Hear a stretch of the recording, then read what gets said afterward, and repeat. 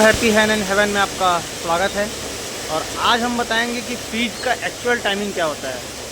जब हमारा बर्ड जब बड़ा हो जाता है तो हमें ग्रोथ प्रोमोटर की ज़रूरत पड़ती है।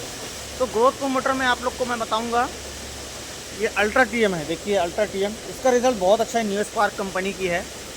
और शाम के टाइम जब भी आप दाना चलाते हैं तो उस टाइम थोड़ी देर के लिए पानी बंद रख दीजिए, यानी थोड़ी देर प्यासा रखिए इनको और उसके बाद वाटर को चालू कर दीजिए। उसके बाद देखिए खाने के साथ पानी पिएगा और आपका वेट ग्रोथ काफ़ी अच्छा देगा। धन्यवाद दोस्तों।